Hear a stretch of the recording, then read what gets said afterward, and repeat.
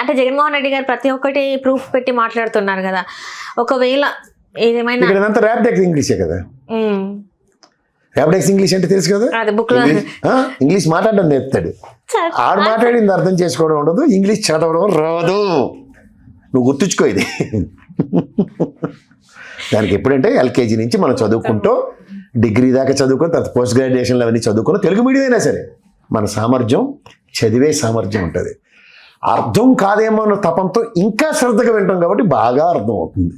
ఇది Telugu medium power. కానీ ఇది ఇలాంటిది రావద్దనే బేసిక్గా చదివే లేకపోతే ఇప్పుడు ఇబ్బంది పడుతుంది పిల్లలే కదా సార్. ఆకైపోయింది. పిల్లలు పెట్టుబడిదారులు కాదు కదా, కానీ పిల్లల మీద పెట్టుబడిదారితనం పనిచేసింది ఎవడు? జగన్మోహన్ రెడ్డి. పిల్లల్ని ఎవడన్నా ఇన్వెస్ట్మెంట్ అనుకుంటాడా? పిల్లల్ని చదివించాలి, పేద ప్రజలకు ఆరోగ్యం ఇవ్వాలి అన్నాడు. ఇన్వెస్ట్మెంట్ చూసుకున్నాడా? ప్రజా సంక్షేమం చూసుకున్నాడా? ప్రజలకు చేద్దామని తపన పడ్డాడు. ఇది కంపేర్ చేసుకుంటే చాలు ప్రజలు, అంతకన్నా ఏం లేదు. 33, 99, 66 ఎంత ఉన్న మీరే 15 ఏళ్ళు మేమే అన్నప్పుడు 2 టర్ములు మీరే వస్తారని ధైర్యం ఉన్నా సరే భయం పడుతున్నారంటే సెంట్రల్ పెట్టించి మరి లేకపోతే ఇవన్నీ ఎందుకు వస్తాయి? ఎందుకంటే మొన్ననే కదా సార్ మన కేంద్ర హోంమంత్రితో భేటీ అయ్యారు లోకేష్ గారు. ఎందుకు? ఏ విద్యాశాఖ మంత్రి వెళ్ళి విద్యాశాఖ మంత్రి వెళ్ళి ఏ రాష్ట్రం నుంచైనా విద్యాశాఖ మంత్రి వెళ్ళి ఇక్కడ మన సీతారాబాబు గారు ఉన్నారు, ఆయన వెళ్ళి ఏమైనా కలిసిండేటే? ఆర్థిక మంత్రి మళ్ళీ వేరే మా బెట్టాన్ని వెళ్ళి కలిసిండేటే? అరే ఏంది ఇదే ఎందువల్ల చేత రైటర్స్ అంటే కూటమిలో ఉన్నారు చాలా ప్రభుత్వాలు వేరే రాష్ట్రాల్లో కూడా. మరి ఆడికి ఎడ్యుకేషన్ మినిస్టర్ ఎవరు పోతుండే అక్కడికి? చెప్పమ్మా సరే. దేశంలో ఏ రాష్ట్రంలోనైనా లేకపోతే ఏ కేంద్ర రాష్ట్రంలో బీజేపీ పాలిత ప్రాంతాల్లోనే హోంమంత్రిని విద్యాశాఖ మంత్రి కలుస్తున్నాను ఒక్క రాష్ట్రం చూపించి నాకు ఆంధ్రప్రదేశ్ తప్ప. దేనికోసం అయి ఉంటుంది సార్? అంటే మాకు ఏపీ ప్రజలకు తెలియదు. రోజు వార్నింగ్లే. హెడ్ మాస్టర్కి పాఠం చెప్పమని చెప్తాడు, ఆ పాఠం సరిగ్గా చెప్పకపోతే పిలిచి మళ్ళీ చెప్తారా చెప్పడా? అది జరుగుతుంది. నీకు ఇంత జరిగింది మా బండి సంజయ్ నీకు ఇదే అర్థం అవ్వాలి ఎవరికైనా సరే. అంతే అంటారు. బండి సంజయ్ గారికి సైలెంట్ అయిపోవడానికి, రాష్ట్ర అధ్యక్ష పదవి నుంచి వెళ్ళి అసలు అధ్యక్ష పదవి రాకుండా చేయడానికి ఇదే కారణమైందంటే రేపు వీళ్ళది కూడా ఎవడైనా సరే. నేను ఈ వీడియో చెప్పిన తర్వాత నరేంద్ర మోడీ గారి సభలో ఆయన మెచ్చుకున్న బండి సంజయ్ ఒకసారి చూడండి, వెనకాల నితిన్ గడ్కరీతో మాడింది చూడండి, తర్వాత ఆయన పదవీచ్యుతుడు ఏంది చూడండి. పవన్ కళ్యాణ్ గారు మొన్న వాళ్ళ సభలో మాట్లాడింది వినండి, ఎస్బీజీ కమాండ్ ఏడు చెప్పాడే వినండి, తర్వాత ఏడు జరుగుతుందో జాగ్రత్త చూడండి. ఢిల్లీ వెళ్ళాడో చెక్ చేసుకోండి. ఇన్నిసార్లు లోకేష్ ఢిల్లీ వెళ్ళి వస్తుండు, ఎందుకు వెళ్ళి వస్తుండు? మీరు ఏదో చెప్తారు, నేను నాకు ఏది సింక్ అవ్వట్లేదు, ఏది సింక్ అవ్వట్లేదు. యూరియా బస్తాలు అన్నాడు, రాష్ట్రంకి అయితే రాలే. ఇంకోటి చెప్పాడు, వేటి రాలే, ఓన్లీ క్లాసులు. ఎందుకు?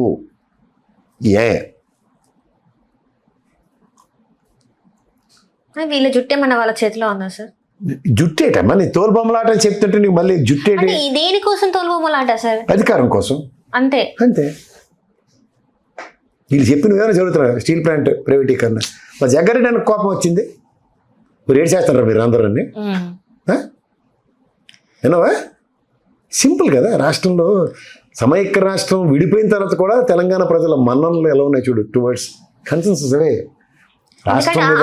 తెలంగాణ వాళ్ళు కూడా బలిదానాలు ఉన్నాయి. పోయిన 33 ప్రాణాల్లో తెలంగాణ ప్రాణాలు కూడా పోయి ఉన్నాయి కాబట్టి ప్రేమ ఉంటది కదా సార్. మేము అంత ఉద్యమ నేపథ్యం, తెలంగాణ గడ్డ, పౌరుషాల గడ్డ. ఈ ఉద్యమ నేపథ్యంలో ఇచ్చిన స్ఫూర్తిని తృణప్రాయంగా వదిలేస్తుంటే అన్ని ప్రైవేటీకరణ ఈ మాట తప్ప ఇంకా ఏ మాట వినిపించదు. నీకు ఇలా చేసి పని అదే. నెక్స్ట్ మీకు ఎలక్షన్స్ జరిగితే తర్వాత అదాని అంబానీ పరిపాలిస్తుంటారు. మళ్ళీ ఇప్పటికే అయిపోయింది కదా సార్. ఇంకా అఫీషియల్ గా అన్అఫీషియల్ గా పైన నువ్వు ఇంకా మేగడ కట్టింది అంతే, కింద పాలు ఉన్నాయి. సార్ ఏదైతే మనం స్టీల్ ప్లాంట్ గురించి మాట్లాడుతున్నామో, ఎన్ని ఎకరాలు ఉంటే అందులో 500 ఎకరాల పైన ఆల్రెడీ అదాన్ని తీసేసుకున్నాడు కదా. నీకు 2 విషయాలు చెప్తానమ్మా, నేను దాని ఆడిటర్గా పనిచేసిన చెప్తున్నాను. కేంద్ర రాష్ట్ర ప్రభుత్వాలకి అది ఇప్పటిదాకా, అంటే నేను చేసిన లాస్ట్ అనాలిసిస్ ఇప్పటికి దగ్గర 45,000 కోట్లు డివిడెండ్ రూపంలో దాని మీద వెనక్కి ఇచ్చేసింది కేంద్ర రాష్ట్ర ప్రభుత్వాలకి. దాని మీద కేంద్ర ప్రభుత్వం ఇన్వెస్ట్ చేసింది అని తెలుసా? కేవలం 5,000 కోట్లు. ఇప్పుడు దాని మొత్తం ఆస్తి విలువ ఎంత ఉంటుంది తెలుసా? దగ్గర 15 లక్షల కోట్ల ఆస్తి. 15 లక్షల కోట్లు ఎవడేదాన్ని పెడుతున్నారు? ఎవడమ్మా వీళ్ళందరూ? ఇప్పుడు చూడు, 1983 సంవత్సరం నుంచి ఈ రోజు దాకా ప్రభుత్వ పరంగా ఒక్క గవర్నమెంట్ హాస్పిటల్ తెలుగుదేశం ఆయిల్లో రాని ఈ ప్రభుత్వానికి ప్రభుత్వ హాస్పిటల్ పీపీపీ చేయడానికి ఎలాంటి హక్కుందో లేదో, అలాగే ఈ కేంద్ర రాష్ట్ర ప్రభుత్వాలు రెండింటికి అది ప్రభుత్వ ఆస్తి తృణప్రాయంగా దానికి డబ్బులు చెల్లించవలసిన రీతిలో చెల్లించిన తర్వాత దాని టర్న్ ఓవర్ మీద ప్రాథమిక దీని విషయంలోనే ప్రొఫెసర్ నాగేశ్వరరావు గారు జయప్రకాష్ నారాయణకి మొహం ఇడిచేసింది. మొహం మీద ప్యానెల్ చేయలేడు ఆయన. ఏం మాట్లాడుతున్నా దీని మీద ఒక ఆర్గ్యుమెంట్ జరిగితే ఇటు నుంచి కౌంటర్ ఆర్గ్యుమెంట్ లేదు. ఈ కుల సంఘం ప్రతినిధే కదా, ఇంకా వీళ్ళ దగ్గర ఆర్గ్యుమెంట్స్ ఉండవు. అలాంటి మడతకాజు ఇచ్చాడు ఆయన నాగేశ్వరరావు గారు. నేను అదే చెప్తున్నా. ఇవాళ మీకు ఒకటే విషయం చెప్తున్నా.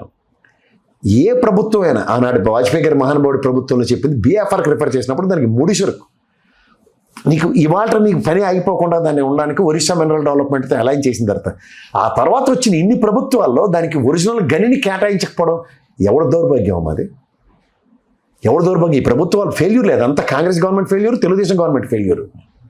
ఇప్పుడు జగన్మోహన్ రెడ్డి పీక మీద తీసుకొచ్చిన తర్వాత దాని నెగోసియేషన్ మేము ఏదో కాపాడుకుంటాం అని చెప్తున్న దగ్గర వీళ్ళకి అది నచ్చట్లే. వీళ్ళకి ఎంతసేపు ఏంటంటే చేతులు దులుపుకొని పారిపోవడం అలవాటు. మీకు ఎన్నోసార్లు చెప్తున్నాను, ఇక్కడ నిజాం షుగర్స్ కానీ ఐడిపిఎల్ కానీ ఇలాంటి అతిరథ మహారథ సంస్థలన్నింటి ప్రైవేట్ పరం చేస్తాను కానీ ఆల్విన్ వోల్టాస్కి తగలెడతాను కానీ నిద్రపోలేదు ఈయన ప్రభుత్వంలోనే. ఇవన్నీ these are all set branches and set marks which have been created by Telugu Desam. ఇవన్నీ మనం గుణపాఠాలు నేర్చుకోకుండా ఇలాంటివి తృణప్రాయంగా వదిలేస్తే మాత్రం చరిత్రలో కాలగర్భంలో రాష్ట్రాల్లో ఉన్న ఆస్తులు కలిగిపోతున్నాయి. ఇది మనం ఎందుకు గమనించట్లే? బాలకృష్ణ ఫ్యాన్సే ఉంటారు కదా, అలా ఆ సినిమా ఒకటి ఉంటుంది, అందులో అన్నదమ్ములు అందరూ ఫారెన్లో చదువుకుంటే ఒకడే ఊరు కోసం నేను నిలబడ్డాను అంటాడు. అలాంటి ఫ్యాన్స్ అలాంటివి ఎవరైనా నిలబడి చూపించిన రాష్ట్రంలో సంవత్సరాల తర్వాత టెంట్లు వేసుకున్న వాళ్ళు ఇంకా ఉద్యమాలు చేస్తూనే ఉన్నారు అక్కడ స్టీల్ ప్లాంట్ కోసం. సంఘీభావాలు చెప్పరా? వైట్ ఎలిఫెంట్ అన్నమాట. White elephant, black elephant. ఏంది వైట్ ఎలిఫెంట్? ఏం తెలిసి మాట్లాడుతున్నావు వైట్ ఎలిఫెంట్? మీ నాన్నగారు నేను పోస్ట్ గ్రాడ్యుయేషన్ చదివించి రాజకీయ అరంగేట్రం లేకుండా ఏ తండ్రి పిల్లల్ని వైట్ ఎలిఫెంట్లో పోషిస్తున్నాను అన్నాడు ఎవరిని చూపించి నాకు? మన ప్రయోజకత్వం మనం ప్రూవ్ చేసుకోవాలి. అది ఆల్రెడీ ప్రూవ్ అని లెక్కలు కదా అది. యాజ్ ఫార్ ఎస్ దేశంలో పంచవర్ష ప్రణాళికల రంగంలో దేశంలో నవరత్నాలు, స్టీల్ కంపెనీలు, నెక్స్ట్ విద్యుత్ రంగ సంస్థని ఇలాంటివన్నింటినీ ప్రభుత్వ పరంగా వాటిని రన్ చేస్తూ సస్టైనిటీని చూపించిన ఆనాటికి జవహర్లాల్ నెహ్రూ ప్రభుత్వం మీద కదా పడేడిస్తున్నారు వీళ్ళు. ఇవన్నీ ఎందుకు గమనించట్లేదు? ఎవరైనా ప్రజలు గమనించట్లేదు. వీళ్ళు ఫాల్స్ ఇల్యూజన్లో ఉంటున్నారు. ఒక డెమోక్రసీకి ఈ కన్వర్టెడ్ హిందూయిజం అనేది అడాప్ట్ చేసి ఈ ఆర్ఎస్ఎస్ విశ్వ హిందూ పరిషత్తుతో మసిపూసి మారేడికాయలు చేస్తున్నారు. చూడు, వీళ్ళు కన్వర్టెడ్ హిందూస్ కాబట్టి ఎప్పుడు లేని చంద్రబాబు గారు లాంటి కూడా ఆర్ఎస్ఎస్ సభలకు పోతున్నాడు. ఎందుకు పోతున్నాడు ఆయన? మోహన్ భాగవత్ వస్తే ఈయనకి అంత ఇంట్రెస్ట్ ఎందుకు వస్తుంది? Because these are all converted. ఒక కన్వర్టెడ్ హిందూయిజంతో ప్రజల్ని నిన్ను రెన్యువల్ చేసుకునే పరిస్థితి. ఇప్పుడు వెహికల్ రెన్యువల్ చేస్తారు చూడు, ఇన్సూరెన్స్ రెన్యువల్ చేస్తారు. అలా నేను హిందువులను రెన్యువల్ చేసుకునే దౌర్భాగ్య స్థితికి తీసుకొస్తున్నారు వీళ్ళు. ఇది గమనించండి ప్రజలు, అంతకన్నా ఏం లేదు. Right right sir, thank you so much sir. Hello, Telugu రాజ్యం ఛానల్ చూస్తున్నారా? సామాజిక రాజకీయ జీవన చిత్రణే తెలుగు రాజ్యం. అతిశయోక్తులు అసత్యాలు ఉండవు. రాజకీయ కోణం కాదు, ప్రజా కోణమే కొలబద్ద. తెలుగు రాజ్యం వీక్షణ మీ ఉత్తమ అభిరుచికి నిదర్శనం.